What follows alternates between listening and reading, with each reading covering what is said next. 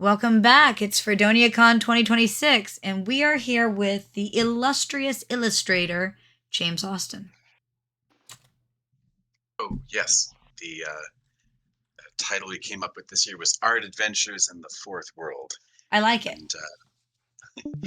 And what we're going to be working on today is I thought it'd be fun to draw a picture of an orc.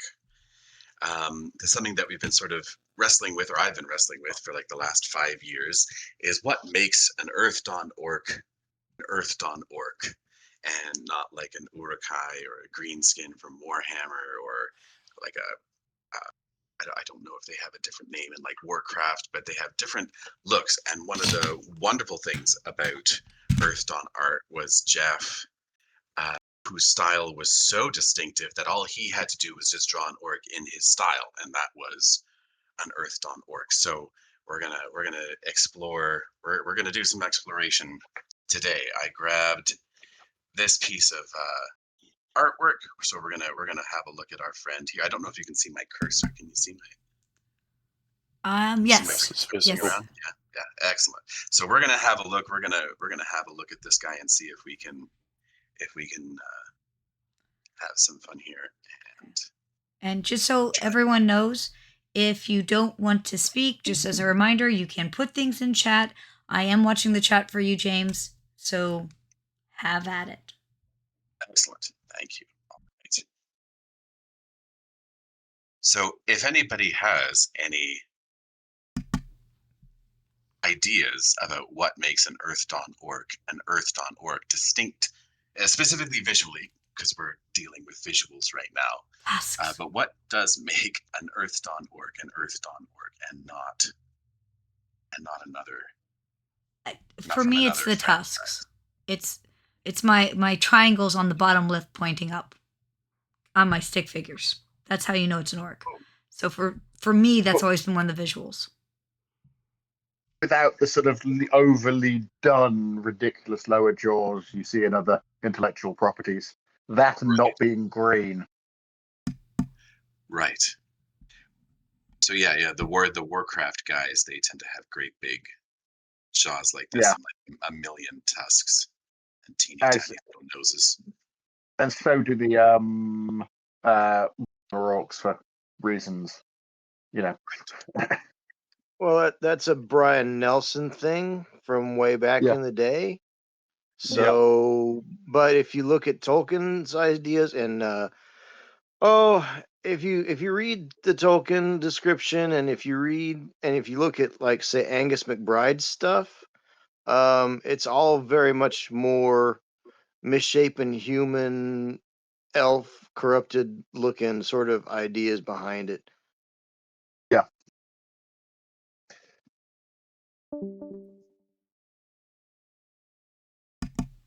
So just a deformed human rather than like a separate species. Kind of. Ours are cooler. I have one other thing that I think makes them distinctive, but it also works for trolls. Orcs don't have to be mean, evil, stupid, because they're a metahuman. They can be charming, charismatic, pretty. They're not they're not what's the word I'm looking for? Something typed. Like they're not stereotyped to the same degree. They're right. They're not stereotyped. They're not typecast. They're not stereotyped. They're not pigeonholed into you can't be handsome or pretty or things like that. Or they're not always bad guys, but that's one of those. Earthdawn has always been, and Shadowrun and the Thassa properties were always way ahead of the game. Way ahead of the game on that, and you've sort of seen in the last 10 to 15 years, maybe the last 20 years of gaming, the rest of the gaming universe start to catch up on that. So I think that's two of the things for me that makes them very different. Yeah. Joel seems to be in agreement with me too. Yeah. We just need always Maddie to chime in that we're right, and then we know we're good.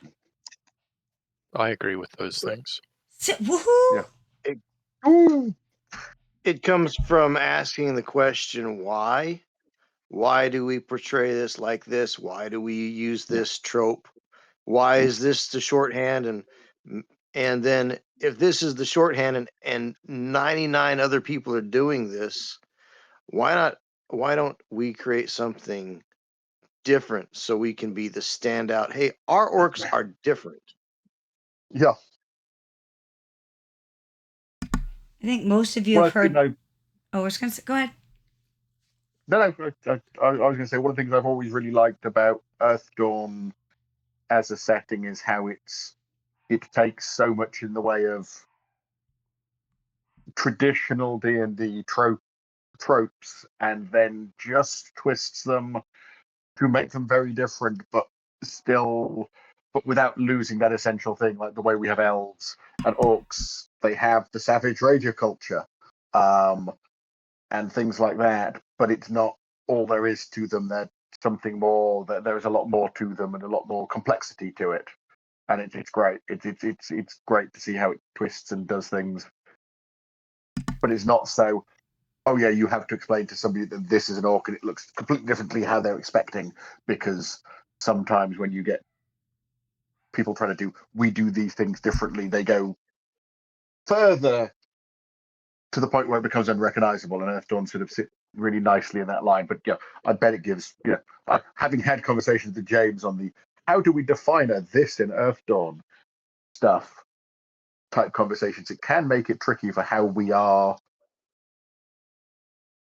It can be hard to put in words what makes our ideas and our property different to other versions of it. But we are twisting it and playing with the basic tropes and then subverting them, which is always fun. So years ago, I was for 1879, and this is a troll, but it's the same type of thing. I was doing a run through of the story I had written for Gen Con with some friends who had never played 1879, and I wanted to just make sure my timing was down right, because most people are very time friendly, packed. They were in a bar. They needed information from this female elf, and the guy who's playing the troll goes, I wish I could go over there and just talk to her and see if I could sweet talk her into it, but I'm a troll. And I'm like, you need to relook at your character sheet and look at your charisma score, sir. And he did. He hadn't noticed yet or hadn't been paying attention. And he's like, my character's hot. And I'm like, yes, your character's hot, honey. But I'm a troll. Yes. Trolls can be very attractive in this. Trolls can be very charismatic. But orcs are the same way. So I think it would be nice to see a handsome orc if it was something that I was picking, James. So, well, we will try to move in that direction then. Because I like I said, I think that's one of the things that sets it apart is they're not typed in that ugly, evil, mean. They can be handsome and charismatic, as well as being bigger than most humans and stronger. And just look at what James has done in just 10 minutes of drawing. I know. That's why I say such great things about James. He's insanely talented. He is. We're just blocking some big shapes in. We're trying to copy the big shapes of the armor that was done, so we can get in and add some detail later. He does not look very like a handsome orc to me. We will try to make him a little more handsome. This dude has got a little more. Yeah, that guy. A little higher charisma there, but yeah, that dude's a little close, like a Jason Momoa type. We should get Jason Momoa to be that dude. Plus, then I could meet Jason Momoa. Just gonna throw that out there. Ross, get on that. I'm willing to write a movie. I really am. As long as I get to come out and hang out with people. Yes, you write the movie. Ross, you get us Jason Momoa. We'll make bank. Don's been trying to get Jason Momoa for years now.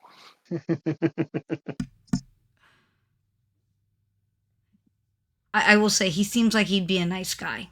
I don't know that he is. I know nothing about him as a person, but I get the impression that he comes across as quite a nice guy, but that's always hard to tell with people, and that's one of those things. But it's Yeah, he's it's your public persona versus personal. yeah. So of course, James, you're going to draw us So Jason growing- Momoa. Naturally, Naturally. Jason in art form. Yeah. So growing up in the 80s, and seeing all these different game systems coming out, you had D&D and you had you had Earthdawn coming up and everything. Everybody was sort of drawing from the same wells, but when you look at it and you saw how things were being written, even things like what we're doing here with the illustration is so integral to game design because it kind of shows off the world. You can write paragraphs, but unless you have a good artist, think about all the art that went out the doors at TSR. Let's see, who did Talis Lantia, and let's see, that was what I want. Not Fantasy Games Unlimited. Can't remember right offhand. Yeah. But anyhow, the covers, the artwork on the covers were so important in getting people invested into those worlds. So if you had the bog standard vanilla fantasy tropes, it got to a point where it was uninteresting. That was one of the things like Dark Sun, that Larry Brom artwork on the cover of Dark Sun. It was completely different than what we had seen before. It wasn't the bright comic book action of, say, Elmore or Caldwell. It was Larry Brom, and that was dark and it was gritty, and it puts you in that mindset of that whole thing. And just like what we, like looking at the Earthdawn stuff, I didn't see a lot of it, but it was very different. The pieces that I did see, and the books that I did see, it was very different. It said, this is a different world. This is a different approach. Oh, this guy's got green skin and some little tusks. So you go, okay, he must be something that's not human. He's not an elf because he's not skinny and pointy ears. So you see a lot of these things that were, I hate to say juvenile versus a more mature viewpoint, but it felt like some of the juvenile kick the doors in, kill the green bad guy, and move on. Was something that Earthdawn was trying to get away from. Am I right? Ross? I mean, you were around in the beginning. I wasn't. See, I rode dinosaurs to school, but Ross made dirt. So, There's no question your statement that the imagery presented by your game is vastly important. Shadowrun is, I guess, one of our prime examples. That concept for the cover came way, way, way before a lot of the rules were written. This is what we want this game to look and feel like. For Earthdawn, we knew we were going to do a high fantasy game. It was going to compete with D&D, but it wasn't going to be D&D. How was our game different? And we have the basic concepts in Earthdawn. There is nothing that's really good or really bad. It's all shades of gray and that sort of thing, and that goes for your stereotypical bad races, bad stereotypes. We purposely turn them around. Orcs and trolls can be good guys. They can be beautiful. They are legitimate player characters, that kind of thing. So there's no question that was part of the original principles of the game. in the 1879 game I run, there is a NPC that the characters got very interested in for a long time. She was, because 1879 Unlike Shadowrun, which was like 3 generations ago, 1879 was like 3 years ago that the Looking Glass Fever hit, I think is what they're calling it, in 1879. Yeah. And I think you might remember the character, Joel. It was the woman who had wanted to be a ballerina, but she was from a high class family and that wasn't going to be acceptable. And then she became a troll and she was very unsure of herself in this form. She was still actually very charismatic and very dexterity, but she was struggling with how that worked now. And Yes. Yeah. this is the type of stuff that gives you a lot of room for, I think, deeper stories. What do you think, Joel? Yeah. It's one of the joys of 1879. It's a lot of fun for that, in that you've got the whole being able to play with trying to work out. Shadowrun was always set a generation after all the magic had come back. 1879 set, as you say, 2 or 3 years after magic has come back.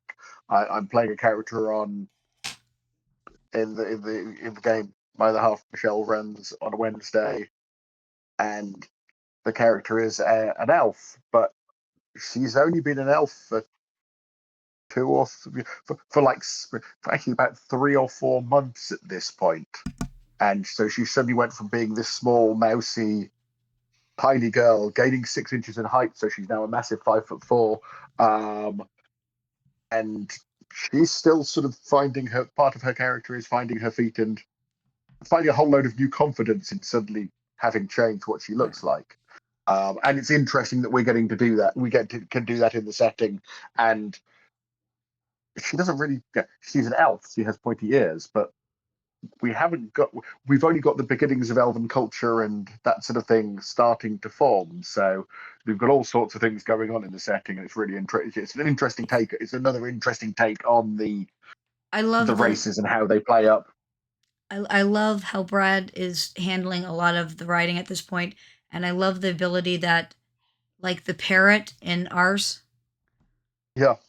where I threw something at the wall, spaghetti, and now it's a creature, because it's not just people who are awakening with Looking Glass Fever. There are creatures, and in a world where we haven't explored the Amazon or the Arctic or Antarctic. There's so much we haven't explored, and it's awakening as we're learning to explore it. So I think it's fantastic. Oh my gosh, James. How are you this talented, sir? Many years of practice. That and some guy he met at a crossroads once. That's what I'm pretty certain of. Did you make a deal? Don't make deals at the crossroad. It's never good. Never ends well.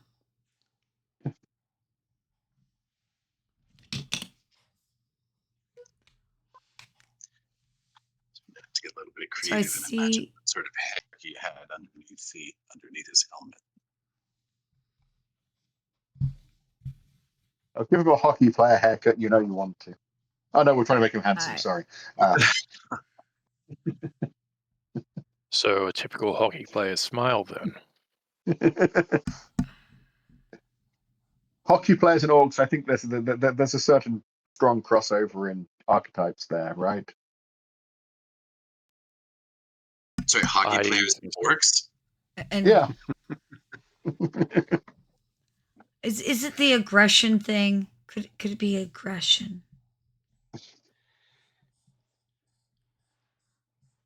I like how he's holding the helmet. I thought you would, try to do something a little different. Didn't want to just, try to, reproduce the same thing over again. So, yeah, put him in a slightly different pose. We'll give him a hairstyle. We got so much stuff going on.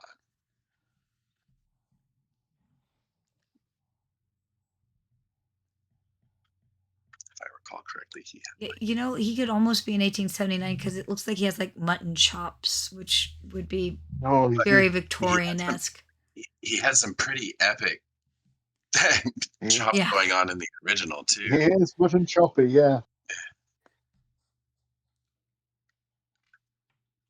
Yeah, it's definitely sort of fits part of the social thing of Hawks in 1879. Is that their mutton chop game is exceptionally strong, which does help them in coming across as the proper pictures of masculinity that they are.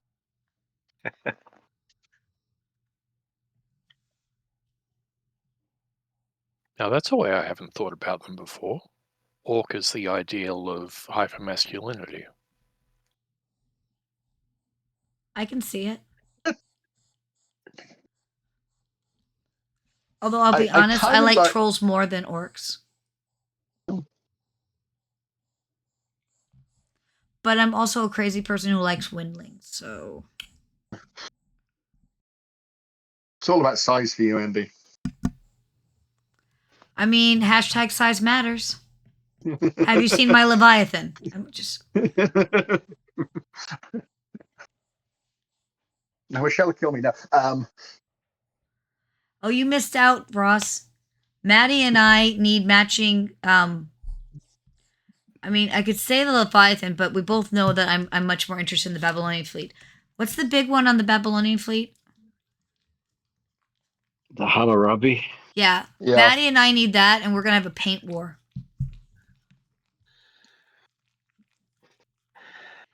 I see. It'll be awesome. Maddie's gonna kick my ass just like James always does, but it'll still be awesome. Dawn's not here, otherwise I would tease about how well and quick I can draw one. Just you make a triangle, and there you go, spaceship done. Well, I guess unfortunately, Maddie doesn't have the.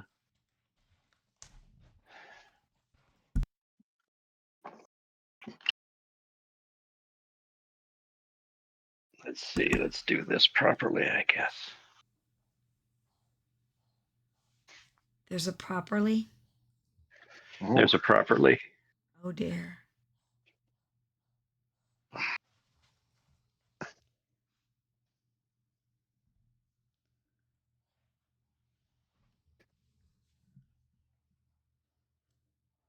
There you go. See? You and me, Maddie, we're going to paint the Hammurabis. But do you really want to paint the Hammurabis, or would you like to paint this guy? You know, I'm still sold on the Hammurabi right now. However, when we get to Origins and I can, like, pick them up, you might be able to talk me into it. But It's so it's Babylonian, free trade, empire, Babylonian, Allied Worlds, Empire, Allied World, free trade, free trade, Commonwealth. Right. I see that sneak free trade bugger facing me off at some point because the person I've played it with seemed like free around here. It seems like free trade best. So, and I like the Babylonians because I like them chunky. because the Babylonians are masculine hot. They are muscle car cool. Yeah. They are. And size matters. Take that. Yeah. Look. I've got like all sorts of ideas. I've got all sorts of ideas I'd like to write for the Babylonians if you ever let me. So I bet you they would. But Brad will kill us. Let Joel. Yeah. Brad will kill us. He's still mad that I poached you. See, he's not listening, so I can say stuff like, he's still mad at me. You're going to get me killed. Death by train. It's not good. It's not good.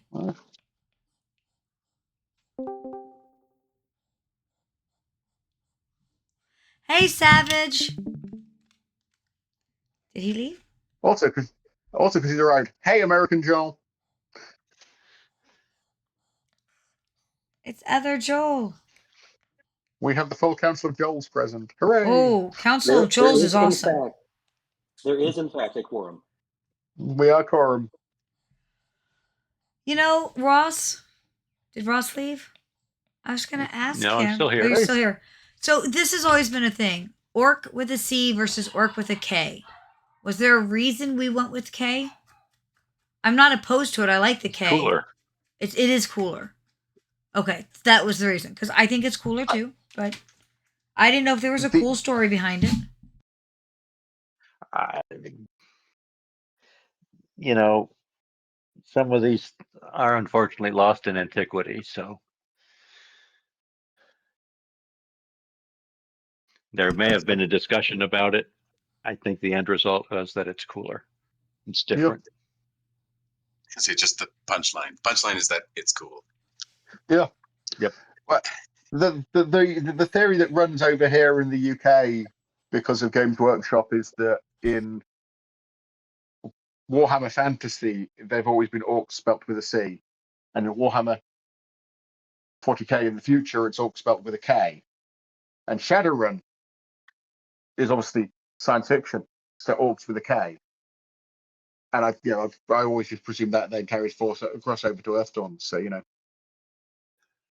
Well, that's like remember the cycle that established Shadowrun was one of the very first things that was done. Yeah. And 5 years later, we said, "Well, gee whiz, let's do a fantasy game," and we have this curve behind us that we can take advantage of. So Yeah, and yeah, and technically speaking, because that makes it all alternate history, it's technically a subcategory of sci-fi, not fantasy. But that's being a bookseller and how you categorize books on bookshelves. That it is established that if it's alternate history, it's actually a form of science fiction. And the what if in the case of Earthdawn is what if magic happened in ancient history. And I have spent way too long thinking about how to define genres of things to fit exactly how I want them to fit. But that's being a bookseller for you in a previous life. So,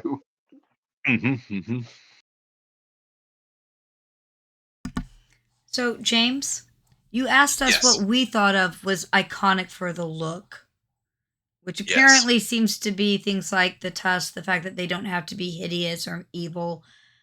Apparently, mutton chops, that seems to be in the list now. What about for you? I mean, as the art director for all of Earthdawn, as the final say, right? Right. When you get art in from the freelance artists, what is it you're looking for in it? What is it that's iconic to you? For me, in an effort to honor what came before, I don't like.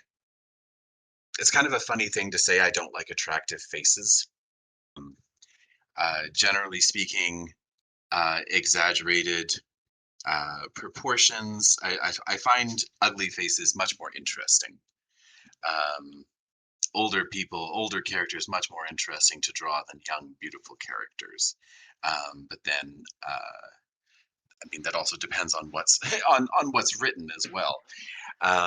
So really, ideally, really distinctive faces. And they can be beautiful people, absolutely, but I don't want it to feel like,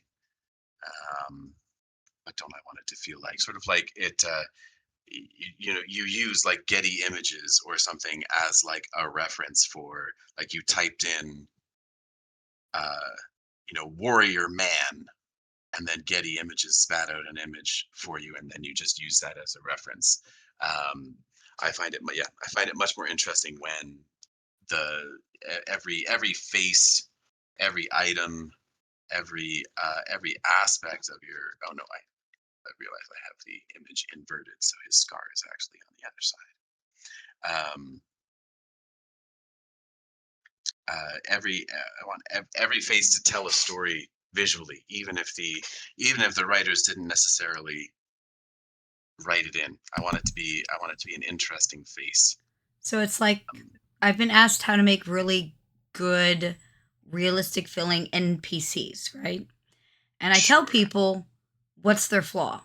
If your NPC doesn't have a flaw, it's not realistic because we all have flaws. We all have some sort of history. So it sounds like what you're saying is that you're looking for the same type of thing, that ounce of realism, that ounce of flaw, history. Just putting it. I think it's really just a matter of the yeah. I mean, you're correct. Yes. I would say it's the and it makes for a more interesting visual. I don't know. Just for me, I don't. If the whole point is that, you know, the person is so unspeakably beautiful. Like, you know, let's say like a Helen of Troy, you know, type deal, then, you know, fair enough. But generally speaking, I find ugly faces much more interesting. Faces with character. I like that Exactly. better than ugly faces. You know, you don't just want to, you know, stare at them. You know, if you just, they're so beautiful, you just want to stare at them in awe. That's, you know. I don't know that I've ever seen someone so beautiful you want to stare at them with awe. Is that actually a thing? But you've met Drew, haven't you? I have only seen pictures of Drew. I've seen pictures of Drew holding Frasier. Oh, Ross, you missed the good news. Yes. Hopefully, knock on wood, and there'll be an ultrasound in about a month. Hopefully, Miss No Betsy Batsy. caught. Mm-hmm.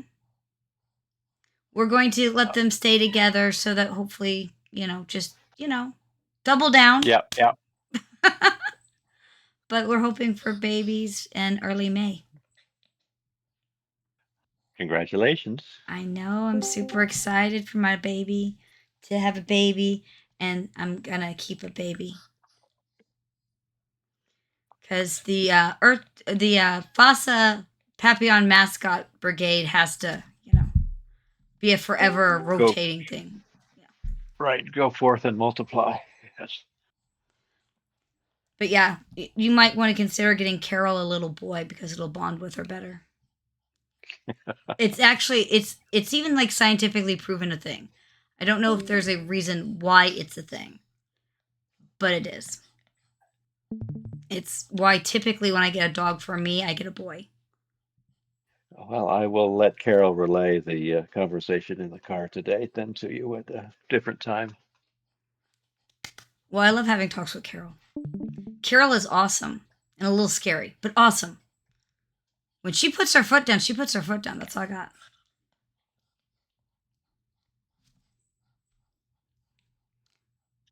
All right, James. That's looking excellent. Wait, hold on. Did you flip him? Because I swear the feathery thing was on the other side a second ago.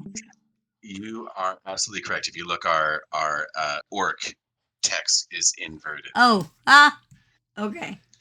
So You have a program that just flips him? I surely do. It's one of the many great great things you can do in Photoshop. That's awesome. So it just, I don't know, for anybody who's interested, that is a really easy way to double check your proportions, basically making sure that you're drawing everything correctly. Generally speaking, artists tend to slant to one side or the other, sometimes depending if you're right or left-handed, but everybody's got a natural lean to how they draw, and inverting the image is a simple way, a fast way, especially digitally, to double check that you haven't like skewed this character's face to one side just by how you're leaning frequently. This dude wasn't bad. This dude wasn't actually bad. I was doing okay. But like frequently, if I invert it, I'll be like, whoops, that's no good. And I'll have to just grab it and we're just gonna give that a little correction just to one side there. But no, this duty was mostly okay. He's mostly symmetrical, but that's an easy way to check whether or not you're drawing a face correctly. If you're working traditionally, like I would take it up to like a window, hold it up to the window with the light, and just try to look at it backwards to make sure I wasn't skewing one way or the other. We are so educational here. Hey, James. Hello. Hey, Dom. Can I ask you a question that's relating to the flipping and doing things on a flip side? Sure. Do you find that in your work there is the fabled evil side and good side? Do you know what I'm talking about? I do. I've never, you know what? I've never really gone looking for it. And flipping it back and forth, hasn't. I can't say anything's jumped out at me in that way. But I mean, it's an interesting thought. I guess, like, if There's been a couple of times where I'll take an image like you're doing right now, copy it, and then put it on another layer and flip it over and see if I've got an evil side or an evil person or a good person on one side or the other. It's just something that I've found that I check occasionally to get the right emotion and stuff on the work that I'm doing. Yeah. Well, let's just for fun. Let's have a look. So here, okay, everybody keep an eye on this face. It looks like, I don't know, it doesn't look evil, really. He looks quite nice. He looks pretty, friendly. Yeah. Easy going. Oh, there we go. There's his evil side. There's his evil side. So, yeah, he's definitely meaner on that side. And yeah, that sort of makes him a fairly balanced, reasonable individual. That's weird. Fun stuff. Yeah.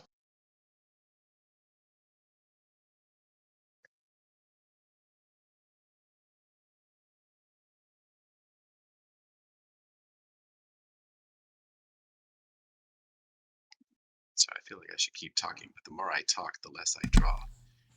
You're fine. I am. I've got a dog sitter over because I can't be with all of them and with Batsy in a more. Yeah. Apparently, we have doubled down today. I'm sure you all wanted to know that, but I was reading messages from puppy sitters.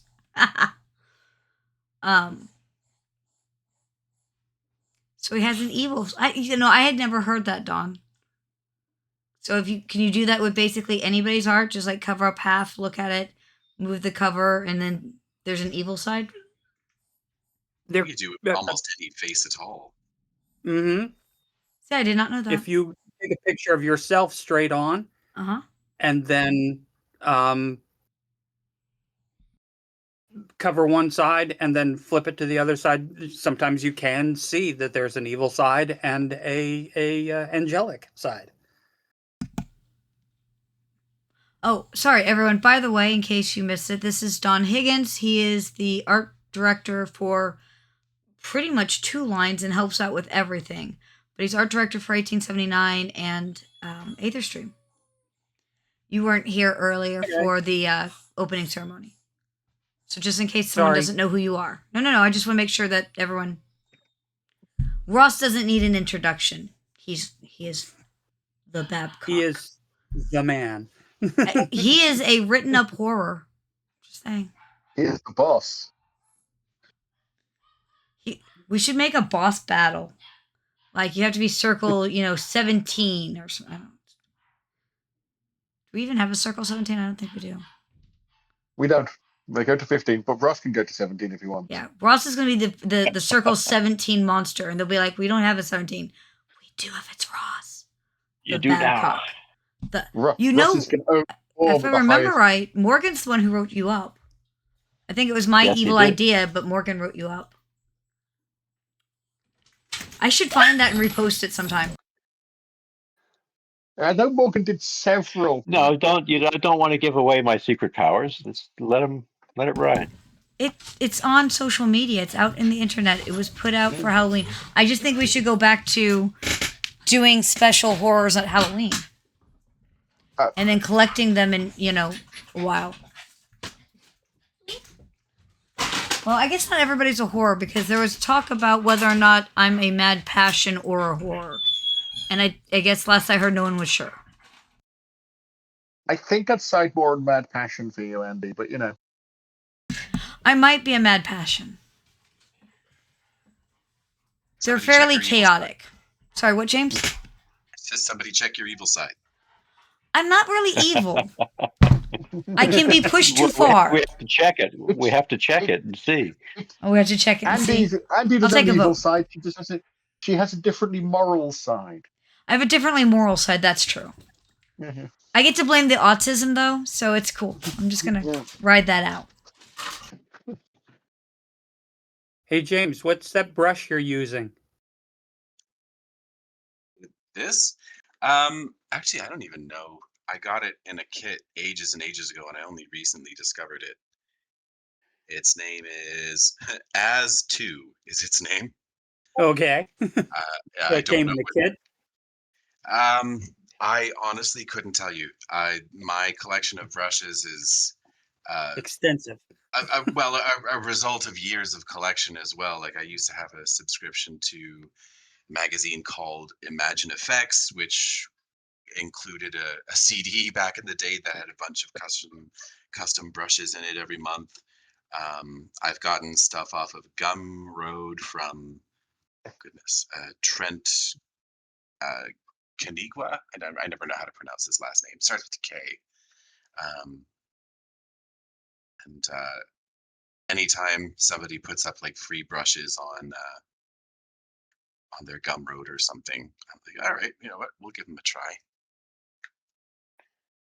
But I quite like it because it's hard on one side and soft on the other. Mm-hmm. So I find it actually quite a nice sketching brush. I only started using it recently. I have no idea how long I've had it. But it's nice. It creates nice shapes just sort of all on its own. Mm-hmm. Do you dabble in creating your own brushes? I've done it before. I've never stuck with any brush I've ever created for very long. Usually it's like out of like a photograph or something. Like one time I took like a picture of I think it was a junkyard, and I turned it into a brush, and I just used it to create like variation. I think it was in like the side of a mountain or something. Hmm. It was something silly like that, but no, I've never really stuck with any brush that I've created before for very long. Do you have a favorite brush? Ooh, I'm asking the good questions. generally, actually, you know what? This one I think is going to be sticking around for a while. I quite like it. Generally speaking, the simpler the brush is, the more I like it. I don't like. There's very specific instances where I like relying on brushes for certain things. Like sometimes foliage, I have like a cloud brush that I really like. What was it called? It's in here somewhere. Hang on. It's got a funny sort of shape, kind of like a croissant. No, I can't find it. Oh, you know what? It might have been a setting. There it is. Dense weather. No, it's not a croissant at all. What was I thinking of? Anyway, but this brush is like really nice for doing clouds and stuff. Actually, maybe we'll just give them a little background here. So sometimes as a starting point for creating like inorganic shapes like foliage or clouds or mist or that sort of stuff. That really makes your character pop. Yeah. Hmm. So, but even then, like it has this sort of weird thing when you use it at a resolution that's too big. I don't know what all this sort of stringy extra bits are. I don't know what that's all about when they say they've made a cloud brush. So frequently, just take a mixer brush and just try to get rid of them. So that's. So you like the painting brushes as opposed to the drawing brushes? It depends on what we're doing. Yeah. The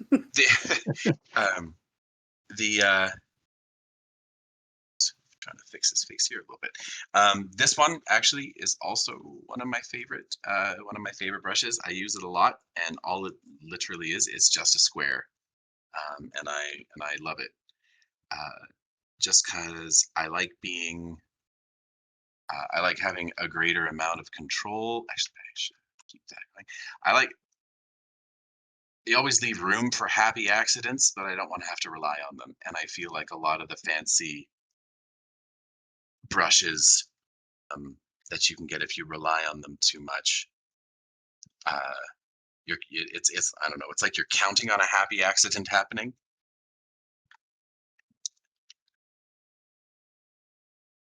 I don't know if that makes sense, but it. I get you. I get you. There we go.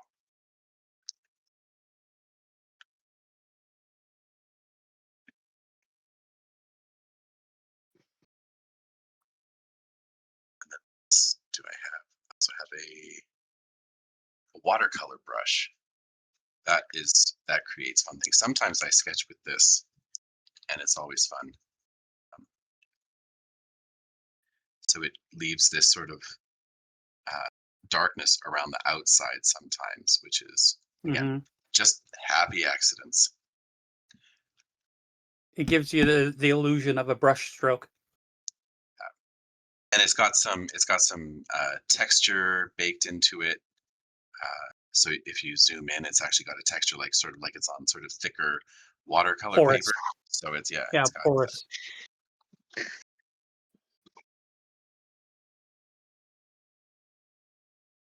So this is getting in a little bit into D&D territory where they inexplicably have like splotches of watercolor paint behind everything.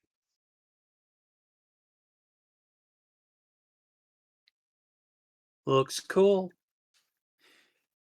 Do you like working on a stark white background to begin with, or do you prefer a toned background to build on so it doesn't put a strain on your eyes?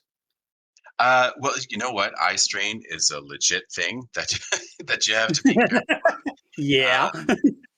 But I tend to prefer. For a while, I tried working at like starting at like 50% gray on the canvas, and I was like, no, that's too dark. So right now, I don't know where I am right now. I'm probably like 70 or 80%. Yeah, somewhere in there. So it's pretty high, but it's just not white. So that again, if I really want to push a value, then I can, and I'm doing it on purpose, and I'm not doing it just because. Or I think I would find that I would. Lost my brush? There it is. And then I'm not just doing it because. Again, just making the choice is sometimes it's hard to pick out where the highlights will go. Like a white background, I mean, all backgrounds affect how you perceive your subject matter, but a white background I find messes with my highlight choices. So just a little something so that it's not white is probably something that I would do. And then actually sometimes I just cut out the character and then slap it on the white background, depending on the format, depending on what we're doing. But that'd be something that I would do as well. Photoshop has this fun feature, select subject. So if you I don't know if it'll do it for me. I'm still pretty sketchy here, and occasionally it makes Photoshop crash. Okay, save you. Oh, I save you. Save on my computer. Sorry, you can all see my file directories now. I'm going to hide it. I don't think there's anything incriminating in there or anything, but I mean, so yeah. Sorry, I'm just doing this in case it crashes because while I'm it's going to be Orc with a K. is your bank account information on there? And what's your mother's maiden name? And what was your first car? And just Just asking normal questions, I'm sure. For a friend. Asking for a friend. For a friend, yeah. That's what am I doing? Select, so subject. So it goes through and it, oh, there we go. It's thinking. It didn't do a great job. Oh, you know why? Because it only looks at the current layer. That's why. So if I copy everything and paste everything, so now I have everything just on one layer. Let's see if it does any better. This is where it's going to die. Don't die. Please don't die. Oh, it's doing it. There it goes. It did a pretty decent job there. Finding our subject. So now, if I were so inclined, I could extract him from the background and just literally have a white, literally put him on a white background.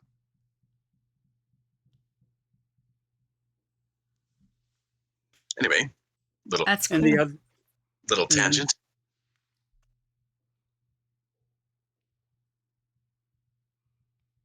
Actually, I kind of like the darker background better. Like, can I just do that to you? I think I like the watercolor better, but the darker value better. Just make you darker.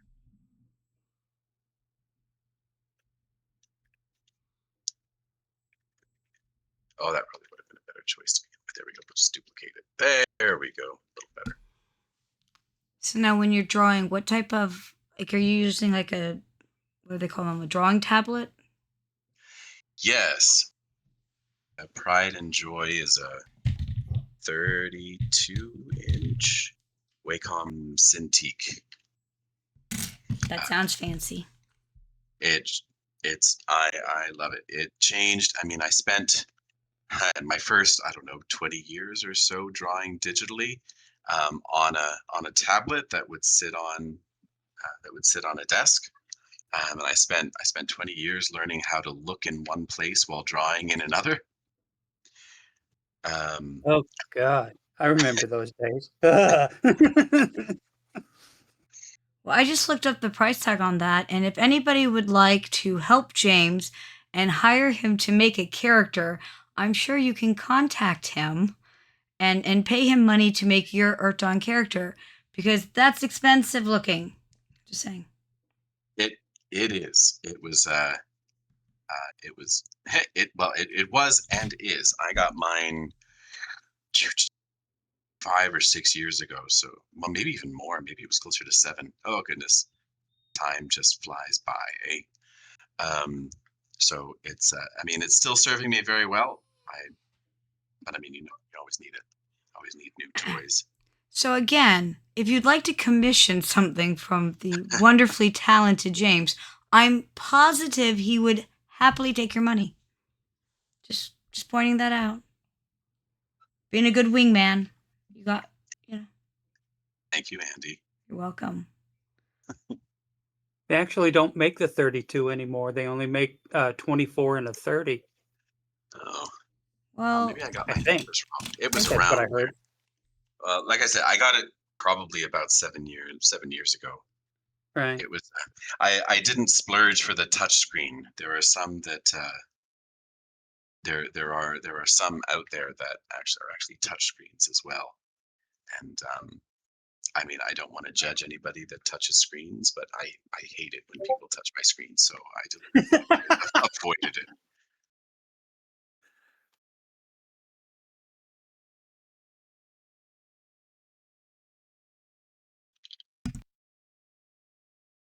I was lucky enough a few years back to get the 24 Wacom Cintiq. So Nice. works for me. It makes a big difference. I'm going to point out that I don't believe that price tag is worthwhile for my illicit stick figures. As a fellow artist, I'm just saying. Right. You missed out, Don. We were talking about spaceships. So I'm like, I could totally, if it was a speed thing, I could totally beat all of you. Triangle. Done. Woo! We do have a triangle spaceship. We do. I told you that's how you make spaceships. Just draw a triangle. Pretty much. Your triangle will look better than my triangle, but triangle. I once got in an argument with my father, a friendly one, but a friendly argument where he couldn't understand how his artist son was failing geometry. And I said, because they make it too complicated. He goes, what are you talking about? Now, my father was a process engineer and big time into math. And I said, I can draw a triangle faster than you can, and because you make it too difficult. And he's like, what? And I'm like, I'll bet you $100 right now. I can draw a triangle faster than you can. And he says, you're on. And he starts getting his rulers and all this stuff out. And he says, you better get started, boy. And I give him a few minutes to get himself together. And just when he starts putting himself together, I go, swipe, swipe, swipe, triangle, done. What's the biggie? and It's 3 lines. 3 lines, that's all it takes. Yeah. I was And helping. the same is true of the Karen Collingwell ship design. Just like 3 lines, done. Right? I was helping a boy with his homework and it was geometry. And I can get you the answer, but they wanted to go about it in a totally different way. And I'm like, why would you make it harder? Like, I've never understood that. Why are you forcing someone to learn this in a way that makes the process harder? My father got mad at a school teacher once because I got a failing grade on a math test because he taught me a way that I could do the problem, get the right answer, but it wasn't the process that the they teacher was wanted. trying to. Yeah. Uh-huh. It's a big And I problem. failed because It's stupid. So there's old school math, and now they've got Common Core, which Common Core is actually new math from the 70s. But the problem has always been it's not a one size, like art, math is actually not a one size fits all. There are many different ways to go about a problem. And the trick is always what way works for the student. If the student is getting there and can consistently get the correct answer, then their process is correct. It's that simple. I agree. But I also have decided that most people, like, I'm mystified at your guys' beautiful abilities. I mean, look at what James has done in less than an hour, right? And I've seen Dawn's work and it's gorgeous. But there was a lady in the store at the little town Dollar General, and they're having a sale. And it's 50% off of the clearance price. So the item's $20, it's 25% off, and then 50% off of that, right? So 25% off of 20 made it 15, right? And then half of that would make it $7.50. And they looked at me like I had grown a third head. And I'm like, okay, this is not a hard math problem, children. And these are not children. So I didn't say it out loud. I just thought it really hard. So sometimes you guys mystify me with your ability to create beautiful things. And I'll just sit in my corner, with my math stuff. And my 3-line triangle. Mystify me when you do that. How did you get from there to there to there? I don't get it. Oh, I used to be so mean when I was raising the girls. First off, you had to do 3 math problems before you got in the car. So if it was cold or rainy, you better hope I think of those problems real fast. And second, I started them with things like, you want to buy a t-shirt. It's on sale for 25% off. How much is the t-shirt? Then the next thing is I gave you a $20 bill. What's my change? Okay, yeah, but you forgot to add in the 10% for tax. Now redo it. Yeah. And they can do it in their head because training and all that. So, but yeah, I mean, as always. And now, Dawn, you are doing your art thing tomorrow night, aren't you? I am. Now, are you doing a creature concept? Yeah, do you know what you're drawing? Are we doing the thing I had come up with, or you're doing something different? I don't remember what you had come up with. What did you come up with? That was the idea I had was that because I'm just going to be very honest. You are very talented with creatures. You really are. Not that you're not talented at other art, but your creatures are phenomenal usually. I was going to describe for you some sort of creature, and you had to just go off of the words. and then we would compare it to the scientific picture and Yeah, see. I remember doing you talk about that. Yeah, but if I you want thought to do that. no, it sounded like you were planning something else though. So I was just curious what you're doing. Well, I had found some actual animals and actual living, breathing animals. Okay, what I And was I going to was pick going to was an create- actual animal. It is no longer living, but it was an Mm. actual animal. So I was going to take what is and turn it into something that isn't. In simplest Well, that could be a terms, lot it of would fun. be like, in simplest terms, it would be kind of like turning a horse into a unicorn. That's easy. But okay, now let's take this creature, and or this animal, and this animal, and create an entirely different thing based on bits and pieces of what we already have. Like a chimera? Kind of like a chimera. I once did a project where the challenge was, again, take 3 different animals and make it into something new. I took a cougar, a moose, and a grizzly bear.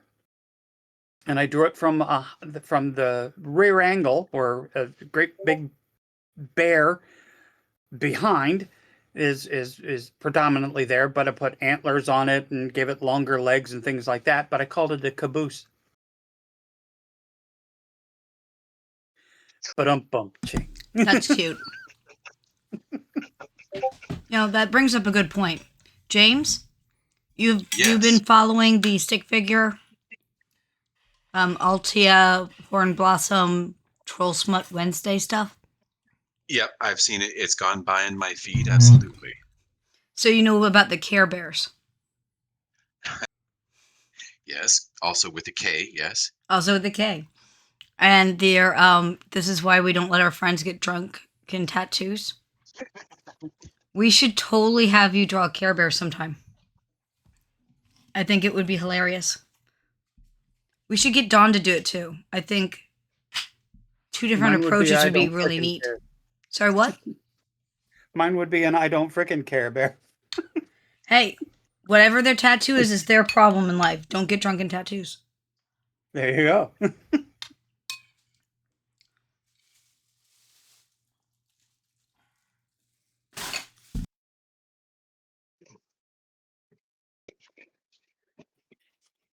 That helm or helmet that you're creating, James, could easily be taken from 1879, the pith helmet. We had a comment that he looks like, the epic mutton shots look like maybe they've come from 1879. Yeah. Was that on purpose, or it just happened? No, we're using our friend here as a guy. He actually looks like he has a mustache. I don't think I'm going to give him his mustache, like this sort of black shape. Yeah. Here. I don't think I'm kind of digging the no mustache. But no, the helmet is also coming from this artwork as well. I thought maybe this area just above the brow was a little, I don't know, a little plain for my piece. So I tried to take some of the shapes from this dude's head and work them in as well. Actually, zooming in again, I now realize that this has like a little bronze or gold Attachment. ring. Yeah, that's holding the horn. So we're gonna do that now. Who's the artist who did your reference? You know what? I don't actually know. I feel like this was like first edition stuff, so long before my time. It looks like that Chris is first Archelius. edition.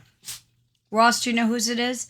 It's the color inserts. He's checking. Yeah, they're the color inserts from first edition. I know exactly what that is. It looks like Chris Archelius. It does a little, doesn't it? Isn't it amazing? You can look at some old work or look at work and know who it is I hope one day somebody's able to look at my work and understand, hey, that's a Higgins. And someday I'll look at stick figures and go, hey, that's a Watson. No. Stick figures are not that distinctive. Yours are, I'm sure. Nope.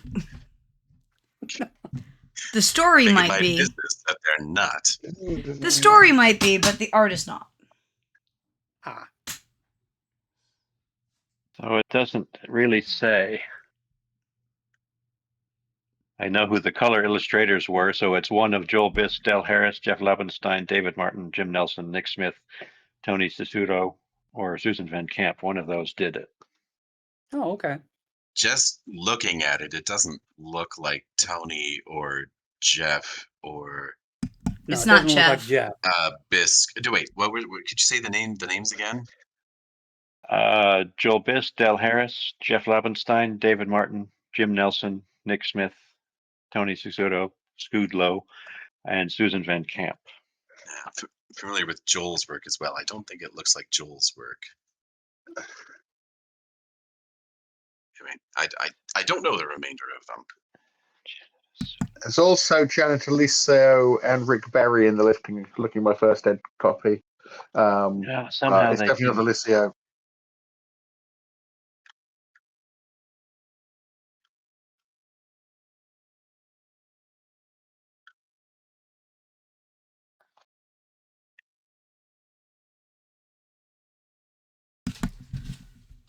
You know, this thing has come a very long way in very little time. So, Well, now, when you just unleash, that's when you just unleash the, when you just draw whatever you feel like. It's a lot easier than taking direction. I mean, that's fair. Tomorrow you're taking direction. Mm-hmm. I don't know about everyone else, but since you're here, you'll probably be at tomorrow's. It's in the first thing in the morning, if I remember correct. 10 a.m. Central. Yes, that's correct. Which By is process of elimination, I think it might be Del Harris, since all the others are credited in other places. You know, credited on the piece of artwork in some of the other color pages. so Matthew, who helped us with the art for the novels. He read through all the novels and helped pick art because I made fun of the. I'm going to be an awful human here. I made fun of some of the art from the original novels. I think I showed James and Ross the one picture. I'm like, why did they put Frankenstein in here? 'Cause it's partially the pose they had the character in. He didn't have bolts, but the pose was awful. But Matthew read through all of the novels and helped pick scenes that he thought would be very on point, I guess would be a good way of putting it. And then sent them to me and James so that James could pick the ones that he thought worked best and then get the artist to get them done. So yeah, it was really nice. I did not have the time to read the novels, so the fact that was done was a huge help. It really was. And he's a really sweet guy. You're going to love Matthew. But as part of our thank you for helping us out, you're doing one of his characters, right? That's correct. And then we'll do Care Bears on Sunday. Perfect. Yeah. I think we're a Windling. Care Bears or a Windling. We'll see which one gets me in less trouble. And then we'll do the other. Wahaha. Windling fighting a Care Bear. Oh my gosh, James, can you do Windlings fighting a Care Bear? Well, I mean, I think the short answer is yes, but in a couple of hours, I think we're looking at. Look at this. What you've done. One subject. Look at what you've done in an hour already. This is fantastic. You do that much on one and that much on the other. It'll be great. So the question is, who's going to have the upper hand? Windling. Care Bears are not terribly bright. I mean, they were trying to put a spa thing in the middle of a cave, which is a horribly dumb plan, and they weren't even good at their spa stuff. That's why they They're had to go ahead of get their new time. jobs. Not bright. They're going to make great bouncers. They're just not bright. So Windlings will outsmart them. I'm sure of it. I wonder if I should do a Windling and the stick figure thing. I don't have one planned. Is that awful? I knew I was doing Altia. I knew her friend was going to be an elf. I knew that they were going to meet a Tiskrang and join up. But I didn't have any plans to put in a Windling. I'll have to think on that. Why is everything red? This is the quick mask tool in Photoshop. I think his forearms ended up too dark. I meant for them to be in shadow, but I still think they are too dark. So the quick mask tool lets you quickly select an area, and what I'm going to do is I'm going to duplicate that area, and I'm going to lighten up his forearms in an attempt to make them make a little bit more sense from a lighting perspective.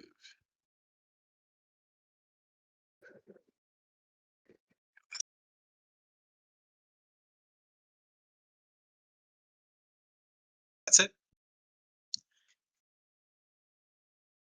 For anybody who's interested, the hotkey for the quick mask tool is Q. Well, that follows. That makes sense. That just Q- seems wrong. Yeah, because quite frankly, I played with this program a little, and not anything on that damn thing's intuitive. Not a damn bit of it. Well, I mean, I will say that I've been using Photoshop for 25 years now, so it's become like second nature. I don't have to think very hard. Well, I mean, if I'd been using it for 25 years, but as someone who's a beginner who just occasionally wants to get something quickly handled, it takes me like 5 hours for something that takes you or Dawn 5 minutes because I don't know what the stupid symbols mean. I've seriously considered taking one of these like online courses just so I can figure some more of it out. Oh, absolutely. I mean, just know they had to make it. They had to make it at least make sense in some way, because otherwise artists wouldn't be able to use it. I just assume you take classes. I may be wrong, or have enough time to play with it, maybe something like that. Well, like I said, I started 25 years ago, so I've when I actually had time to do things. Crazy talk. So there's that. But no, I've never taken an explicit Photoshop course. I thought it's the stick figures that were explicit, not the Photoshop. But that's Yes. basically me. What about you, Well, Dawn? maybe I'm not. Have you ever taken like a Photoshop class? I'm kind of in the same boat as James. Necessity and the job made me sit down and spend hours and hours and hours of my time, rather than the job time, learning about what this thing can do. It was trial by fire, I guess is what it's called. Throw you in the deep end and sink or swim.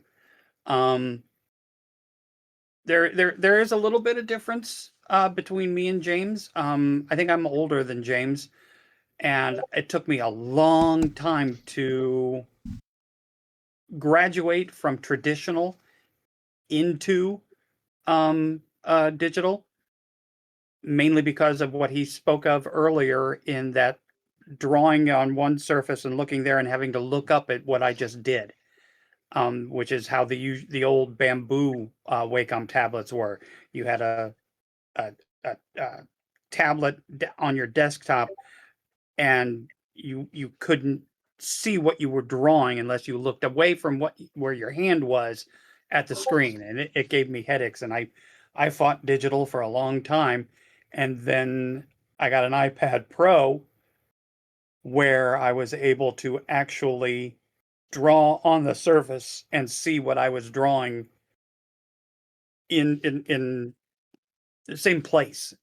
And because of that, and using damn, what's the program? Damn, there's a Procreate. I used Procreate, taught me a lot, and from there, I went to Photoshop. Basically, because I was doing things for EtherStream, and yeah, it wasn't good enough. And then I spent some more time in Photoshop and got the Wacom tablet and really went to town, and a lot of what I knew prior from traditional and into Procreate and then going into Photoshop, it all just started blending together. Is there stuff that, James, that you learned traditionally that you are able to incorporate in your digital realm? Oh, for sure. I went to a school in Ontario called the Academy of Realist Art. It taught the old Renaissance techniques of drawing I beg your pardon. It was based on a program developed in the 19th century that was based on the Renaissance painting techniques. So a lot of it's really about knowing what each the advantages of each, I guess, because there are ways that you can use layers like glazes in oil painting, Mm-hmm. um, or or even sort of what I'm doing here, where we're starting in very monochrome, um, monochrome desaturated situation, and then add color later, because that's how they teach you how to start. So you work out your values first, so that your values are just in black and white, so that you can be sure that when you start adding color, because if you can you can learn how color affects value, but even after years of trying, color still messes up my values as I work. So I have a heck of a time trying to do color and value at the same time. So I I tend spent a to. Yeah, I spend a lot of time playing with some of the settings. Like it's set normal right now, the layer you're working on, but some of those layers are they in multiply? In this version, no.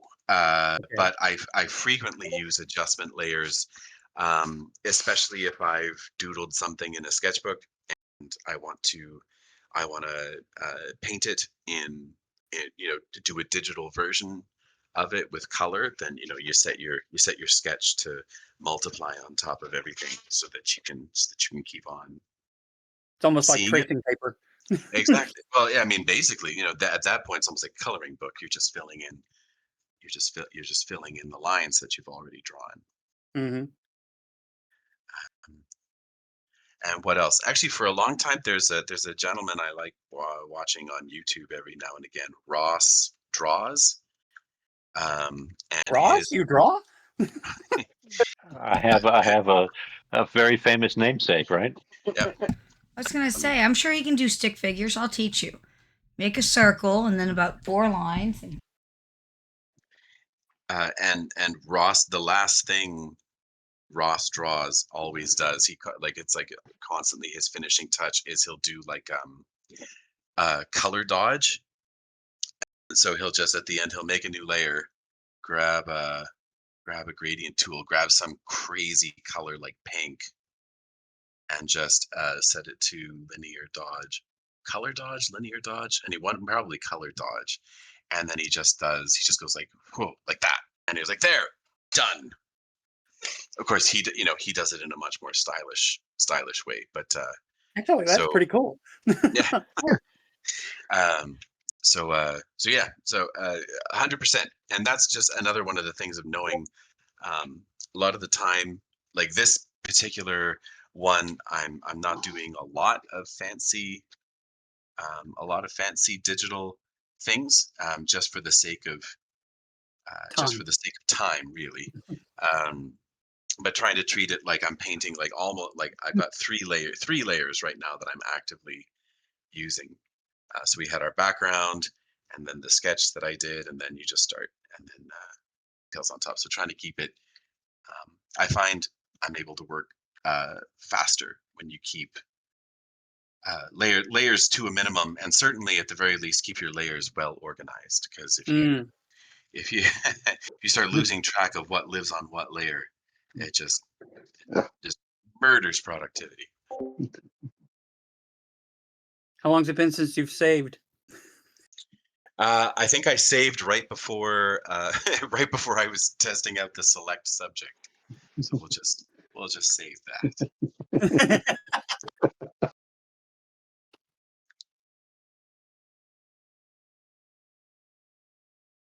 How much time do I have? Oh my gosh, we still have like 40 minutes. Holy cow. That's right. We're doing okay. Well, I'm going to quit distracting you, and I'm going to weigh with her. And this is why I said you could do 2. I can. I'm sorry. What? This is why I said he could do Care Bears and the Windling.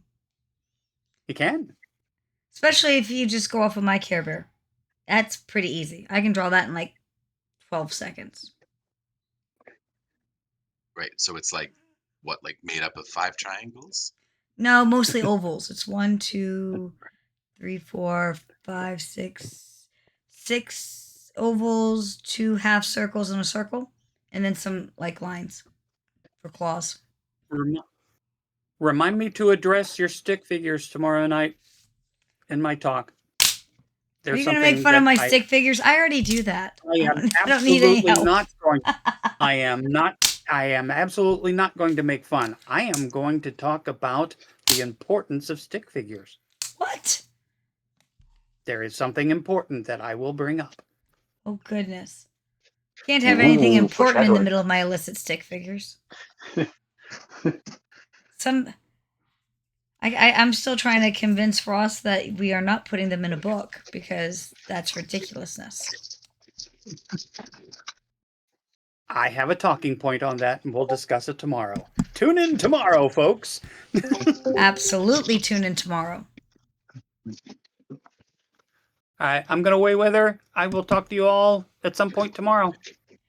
Bye, Don. Bye, Don. Have a good night. Look awesome, James. Bye. JP, you're correct. That is how you draw an owl. Draw a circle, draw another circle, draw an owl. I would just put like 2 triangles for the pointy ears, and then a triangle for a beak and an oval. Boom, owl. Done. See? Owls have pointy ears. They have like little tufts. Some of them do. They're not really ears, but they have like little tufts. Owls lie to you. Their legs are much longer than they look. They hide their legs. Yeah. It's a whole thing.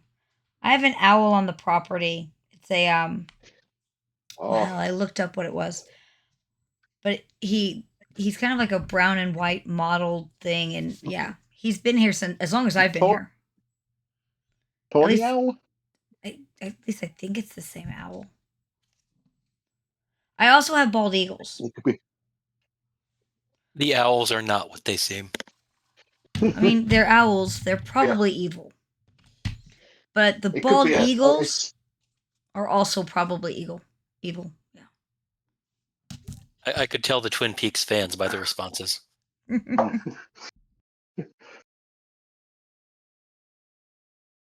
It could be like a series of owls, like the Dread Pirate Roberts. There's only one owl, but it's different people being it. More like a title. Yeah, that's what I'm thinking. Of all the birds I have out here, I think the woodpecker's the most annoying. Because he's loud. There's the owl. While James is working. Let's see if I can find the picture of the bald eagle.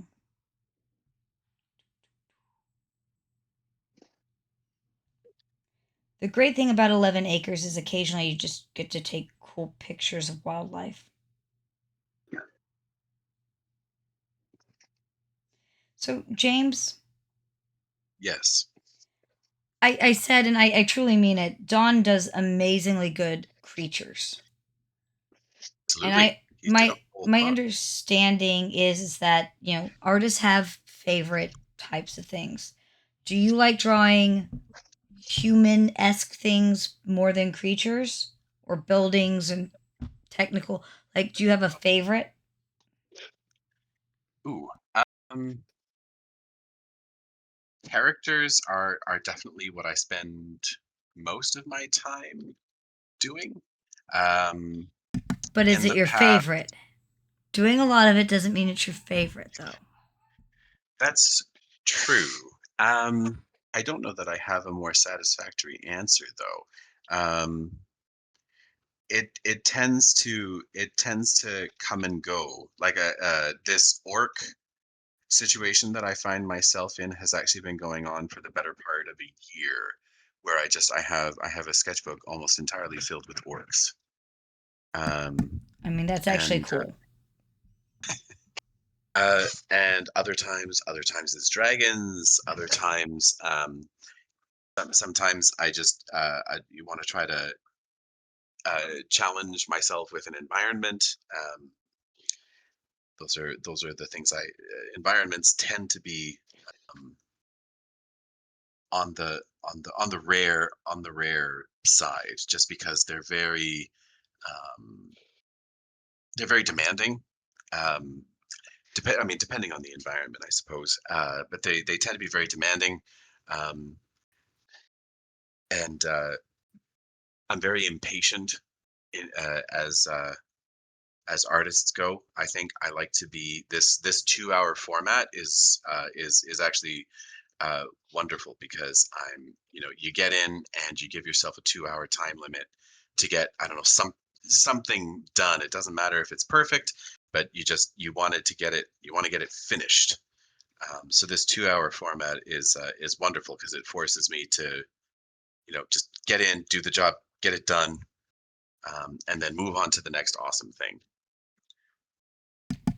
Do you ever find Uh, yourself doing that whole it's not right, it's not right, it's not right, it's not right, and you keep messing with it? Or are you good uh, at being able to just go, nope, done? um, I've certainly experienced that phenomenon. And I think much depends on what the piece is all about. Because if it's for me, generally speaking, I got no problems just dumping it and say, all right, well, we'll try again in a little bit. But if it's for somebody that's commissioned something or doing something uh, like professionally, then yeah, um, you got to keep banging your head against it, because you're a professional. Um, and but there are times where um, it's a hard realization to come to, but no, and you just said nope, this is unsalvageable. It would literally be better if I just started again. It's simply not working. Now I like to think I've come up with a process that deals with that pretty effectively. I think I've been fortunate in that it doesn't happen for me. Uh, I think we come up with a process where it minimizes that experience. Um, where I mean, starting with the sketch, like if this pose, if this face, if this composition or what have you wasn't working for me, well then we don't move on from the sketch. Like we had it like I think we had it basically blocked out after the first 10 or 20 minutes. And if something about it wasn't working, like while the opening ceremonies were going on, I was doodling different ideas, try to come up with stuff that might work. And then so just practicing, and so each of those, I don't know, 3 or 4 ideas. Um, so I liked the fact that he was holding. I liked the fact that he was holding the helmet, And then, but then I realized, oh, it has horns, and that's not really I mean, it could be done, but holding the helmet that way, the horns might get in the way of the hands. And there was the 3/4 view. I don't know. It was fine. Oh, I forgot about his little hair rings and his earrings. Let's put those in to this dude. So then I tried a version where he was holding the helmet, and I was like, oh, that's kind of cool, but it's not super interesting. So let's dump this one. I liked the pose, but I said what might make it more interesting if it was a little more of an upshot. So basically, we tried to give a same pose, but we tried to make him a little bit more imposing by sort of, if you're sort of thinking of it like a taking a picture of him, we sort of lowered the camera and tilted up at him a little bit. So here we're seeing the underside of the hat, where in this one you didn't. We were looking sort of down on it. So just same pose, different kind of idea, and just that small change of changing the angle at which you are drawing him, really affects the feeling of the portrait of the character.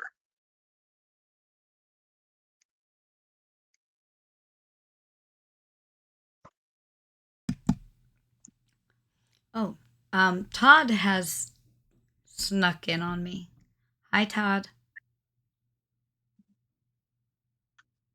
He's muted. But for anyone, How's it going? Good. How are you? Good. Sorry, I totally forgot about the opening thing. I was keeping my foot up. Did you hurt your I foot? sprained my ankle the other day. Oh, Yeah. I'm sorry. For everyone, if you haven't met Todd, Todd is the line developer for Aetherstream. Hi, everybody. Hello, Todd. You missed out. Maddie and I are going to, like I have art wars occasionally with James, I'm going to have a painting war with Maddie. Oh, nice. Yeah, he's going to kick my ass, but it's going to be hilarious anyways. I think just in the interests of sanity, we should pick a smaller ship than Hammurabi. But I want to paint a Leviathan. Yeah. I said smaller. It is smaller. Hammurabi's chunky. We'll talk. We'll talk about which ship, but I kind of want the Hammurabi. Actually, painting a Leviathan would go quicker and easier. Probably. It's but I like the big Hammurabi. flat surfaces. You're missing the point of I like the Hammurabi. How many of those have you painted yet, Andy? I haven't painted one I've yet. I've painted 2 Hammurabis, and they take fucking forever. So we'll do it in series. It'll be like 10 2-hour episodes. It's okay. Look. I need to go back to painting my Sophie's Revenge. So there was a Kickstarter type thing. It was for Reaper Bones. And I picked up the ship, which is 3 foot long, give or take, in 3 stories. I'm way behind on that project. I tend to have I don't know, Maddie, do you do this? I have 5 or 6 different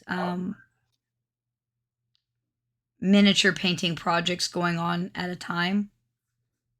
Oh, I absolutely do that. I will either get frustrated or something else will catch my eye. A lot of times I get frustrated that it's not doing what I want it to do, and I'll just nope, you sit in the corner. I'll get back to you when I like you again. Which happens.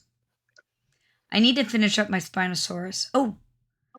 I don't know how come this... There's a new Spinosaurid. I don't know if you guys know that. Oh, new Spinosaurid's hit. Cool. There's a new Spinosaurid. It was found in Nigeria. It has a 20-inch long horn, so it's like a unicorn Spinosaurus. It is absolutely wicked. Awesome. But that's my last project that I was working on. What? I put that up in the thing. Because you got that, because I think it was Gen Con, you got that, and I said I'd try and... I got it at Origin, the Spinosaurus. Sorry, did you get... Yeah. I said that you painted I'd stat it, and I have got a Spinosaurus statted though, given a slightly different name. Because it'd be weird calling the Spinosaurus an Earthdawn. He says, slipping in a preview. So I have a friend I paint with sometimes. Let me see if I can find a picture of his. Like, he was done in half the time. I'm still not done. I had the Spinosaurus mostly done. I still have to go in and paint the fish and the base and all that. And we were having a discussion. I thought that his looked really great. He said that mine looked good, but I think he was just saying that, so I didn't feel bad. There's his.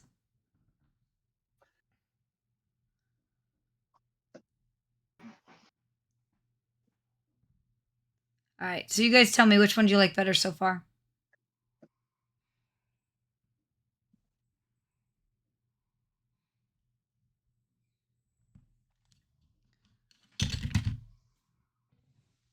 And you won't hurt my feelings if you like his better. Because I told him his was good. I think they're both great. I really like the green on yours, and I'm just saying that because Well, to be nice today, because I just really like how you've got the multi-tone green in that. It looks really cool. Yeah, that's something I tend to be very good at for some reason. Yeah. Of all the things I'm good at, that type of thing I'm usually pretty good at. The one thing I'm sort of halfway decent at painting with minis is fur. It's fur. That Fur's hard. Yeah. I'm just going to be honest with you. Fur's hard. It's hard, but it's just a sort of, it's a lot of bit of base coating and then a lot of playing with fairly, the way I do it, a lot of rough dry brushing in different colors and looking at things and going, okay, what colors in this case, because it's my Warhammer army, it's wolves. It's what color wolves do you get, and then just working on that and just looking at how would you try and get that sort of patterning. So it's sort of working up and doing lighter bits on the belly parts and then other bits, but just lots of sort of dry brushing layers of different colors to create the effects you're after. I usually it's tell quite easy when you've got bits of fur cloaks and stuff, but when it's a full wolf, it's more challenging. But I think I'm quite happy with the effects I've got on it. So, well, put a picture up.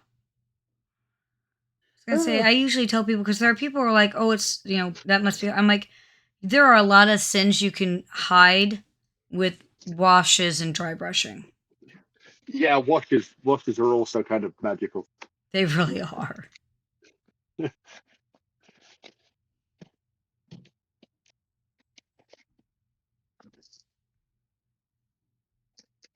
Give me a moment. I need to find. I found. I know as many now. I need to get them out. Did Maddie go to sleep? No, I'm here. So which one did you like? I like them both for different reasons. All right. What do you like about the reddish one? It's an interesting color palette. Yeah. Like, That's true. I'm not sure I would be able to do that. The color palette? Like, yeah, I'm sick to fucking death of yellows.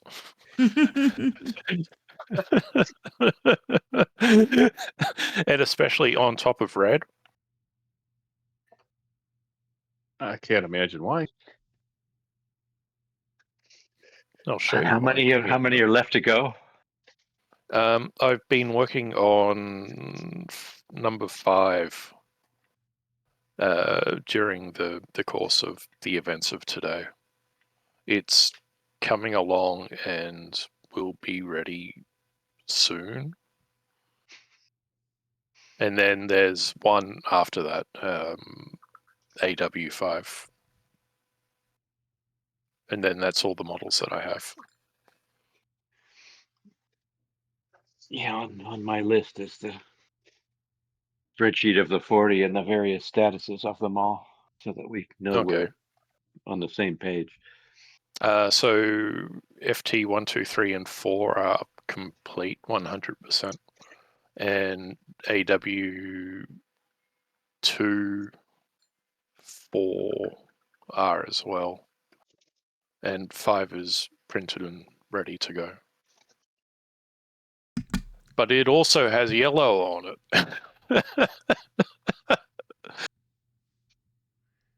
So, what do you like about the green one then? I like how you've managed to hide the tail join better on your one than on the red one. Yeah, I didn't. Your color selection hides that so much better. Yeah, because it was annoying. Well, it was.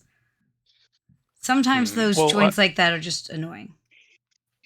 Yeah, believe me, I know, and that's not a great place to have one.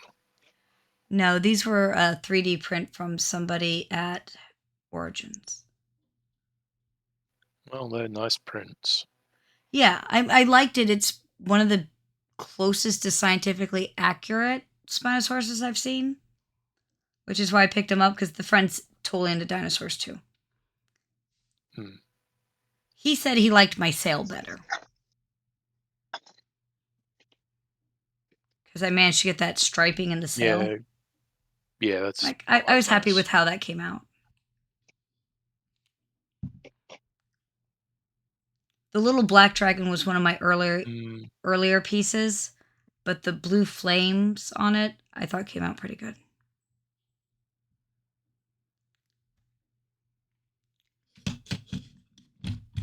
I've only just figured out that these are aquatic models. There should be a waterline.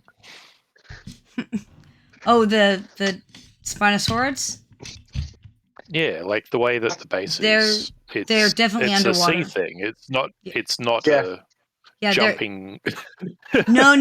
Yeah, no, it's supposed to be swimming in the water. I've only just figured that out. Oh, really? Because since I haven't painted the fish, because there's a fish right on that spine fin. Yeah, I did not notice it at all. That's because I did such a great job painting. It blends right into that stripe. Yeah, he just disappears. I still haven't finished it. I did that, I don't know, 2-3 weeks ago, something like that. Yeah, there's a pack of my wolves, and I finally dug them out. Okay. But I'm quite happy with the effect of the fur, which is just sitting down with all of my browns and a load of browns and grey. Yeah, it's a black undercoat, and then working up browns and greys, and just try to have some attention to the idea that you have different layers of fur and different colors in that. It's just. But it is just that really simple. Just sit there. It's a fairly hot. I'm not dry brushing to making sure I've got barely any paint. It's a little bit wetter than a standard dry brush, I think. But if it has a technique, it's just that. And I have a lot of wolves and a lot of bits of wolf fur in my army for Warhammer. So I've had quite a bit of practice. And also just you could do different recipes for different effects and go, oh, this one has white wolf fur in it. But I wanted my wolf pack to all look like they're the same similar types of wolves. I don't want them to look I want them to look like a unit. So James. Yes. I love all the little pops of details. And Dawn had actually talked about this before with using the white to pop things when it's not a white background, I guess, something like that. Art words. Sure. So you've been adding lots of really cool little details. But I was going to say, do you paint miniatures? I have painted precisely one miniature, and it was at my first Gen Con from this past summer. It was Did you like it? The free demo, the Space Marine. They were letting you if you had an open spot, they had a table set up where you could paint a Space Marine. It was all right. I was using communal brushes and whatever paints they happened to have available. So I don't think people were taking exceptional care of the brushes, and my Space Marine ended up purple and pink. What's wrong with that? Absolutely nothing. But I was limited in my choices to the ones that weren't being used. Praise be to Space King. Yeah. Praise be to Space King. All right. Second off, you might not get that joke. You missed out. We had the last podcast, I think, we were talking about miniature painting and which paintbrushes were better than others. So you should hang out. And when you need to paint more, do you not like that as a general rule? Because like I know artists tend to have like an art. Sure. I mean, I don't think I would have any problems giving it a try, but I don't think at this point I have the time to devote to get any good at it. And I would probably feel like I would just get very frustrated and say, well, whatever, I'm going back to somebody give me some paper. Okay, well, no, but that's the thing I've noticed with artists. It's they tend to have an. Here you go. We'll link this back to Earthdawn. In Earthdawn, there's this idea, whether it's right or wrong, that if you create, you aren't a bad thing, right? So all of the characters have some art form, not usually more than one. So maybe you put pretty patterns on your clothes or whatever it is, or you sing or you play the lute. So, like, artists tend to have an art form. Like, I draw or I paint or I sculpt. At least as far as I've seen. And I've known a couple of artists at this point. I think that's. I mean, certainly there are people who can do more than one thing. I also do 3D art, but all digitally. I don't like sculpt or anything, but I do 3D things. You do them for us, even. Yes. Well, have I done anything 3D for you? Dragons. So. Oh, I suppose. Well, no, but I drew. Those are 3D. No, those are multiple 2D drawings indicating what a shape would look like in 3D. All right, my stupid brain isn't that smart. But if you have multiple 2Ds, which therefore basically becomes a 3D, like, am I being dumb here? Well, he's going to submit the next one via Meshi, so take credit for it now, James. Oh, there we go. Okay. Hint, hint for anybody watching. I think we're going to show off a little bit of the current one. Probably maybe Earthdawn or during Debbie's History of Dragons. The current one, you mean? Earthroot. Ah, yes, okay.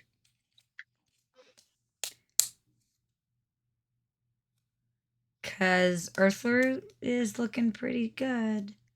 Just saying. He did come out pretty well. I think so. Yeah. I mean, we should show the ugly colored one and just be like, it could have looked like that, guys. It could have. But we won't do that to you because it was awful. What time do I have? I have 10 minutes. Oh, look at me. I have a couple of. So the teaser. Oh, we lost a lot of people. Anyway, it doesn't matter. Serves them right. They're going to miss out. I mean, hopefully watch it on YouTube later. I love all the little details you put in. Do you really want me to do this? You want me to do this now? What? The Earthroot? Oh. No, I mean, wait. That wasn't the teaser we were talking about, but I'm sure that they want that too. We're just going to he's just going to photobomb every freaking panel. It'll be great. Yeah. Darn dragons and their photobombing. No, actually, he was going to accidentally flash some bestiary art. I don't have bestiary art open. I'll find one. I can open one. I can just take pictures of the stuff that's on my wall.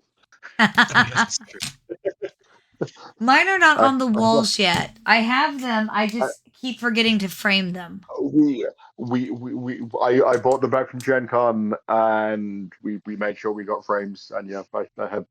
Look. I bought the Spinosauruses at Origin and I just got to painting them in January? And mine's still not done. So the fact that the artwork, you want to hear something really sad? I have a box that's probably 5, 6 inches deep of pen and paper art. So think about how many pieces of paper that is.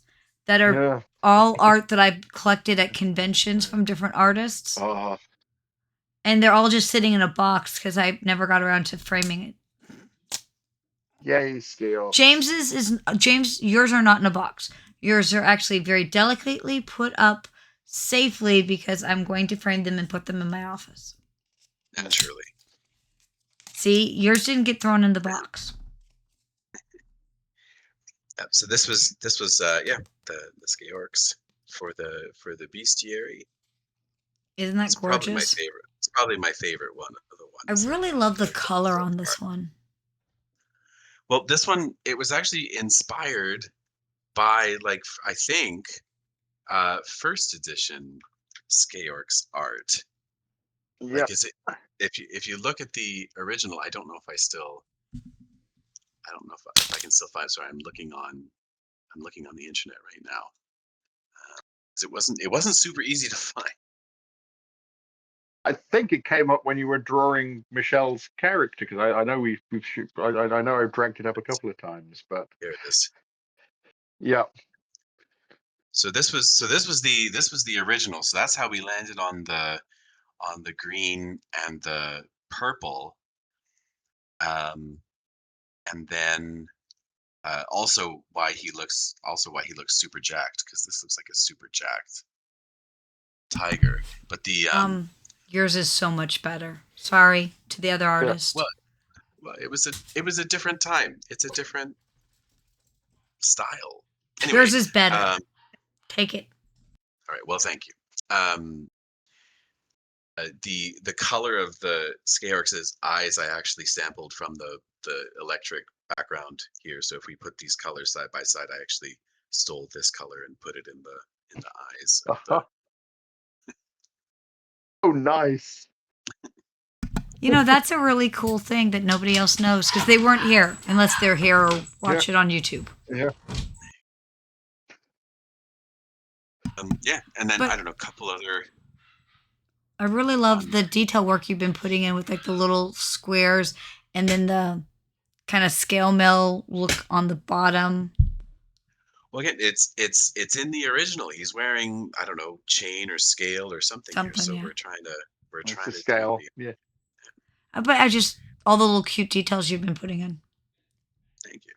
Yeah. Just for fun, if anybody, I don't know if anybody's been looking at the titles up here. I have a couple open. I did this one. This one. Oh, Blood Elf. that's beautiful. Oh. Wow.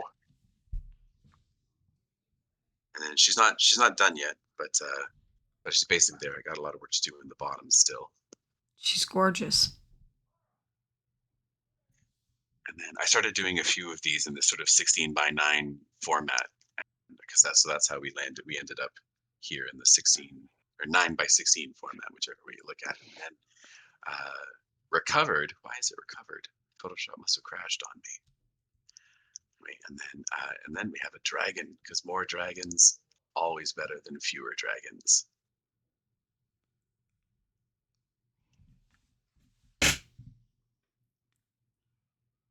That's very regal. Hey. Well, given the name, he should be regal. I like your clouds. Don't you. laugh at me. He's got fancy brush tools for doing that. Yeah, it's literally it's the dense weather brush. So I beg your pardon, I'm on the wrong layer. It's the dense weather brush, and then I usually grab this mixer and then just start blending, and that's it. Well, darn it, I thought they were cool. Well, they're still cool. He just makes it look easy. I know, right? I had an instructor say that one time. Like it was always very frustrating. Anytime he would do a demonstration, the students would all be flabbergasted by how quickly everything be done. And he said, well, just remember that this, like, okay, so we've been here for 3 or 4 hours or whatever the time was.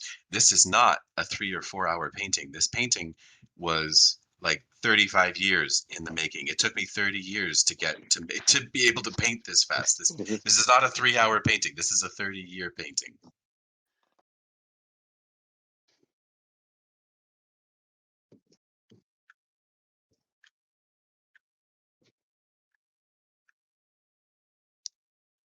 So lots of shit could have been cleaner whilst working, but we're gonna go with it. Well, Bara has decided to join me, and she says you have about 2 minutes. Excellent. Well, I think he's and then we'll see who wants to stick around and play games. Hi, Bara. You want to see James's pretty art? Nope, you just want to sit in my lap. Okay. Sort of make him disappear into this sort of ambiguous fog here. Like a 90s comic art character's feet. Exactly. Let's be bothered drawing feet, not I. There.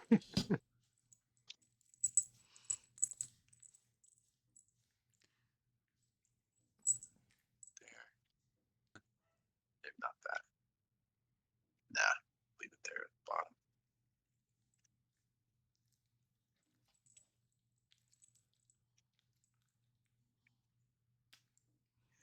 There we go. With just a few minutes to spare, I'm happy to call that gorgeous. Call that done. Yeah. So we'll just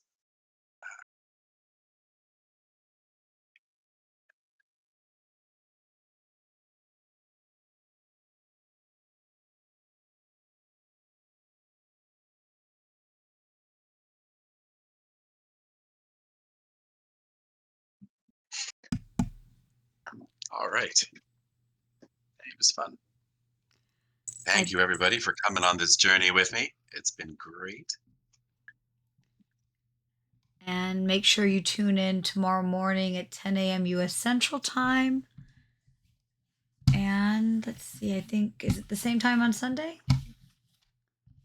Yes. Yeah, I think it is.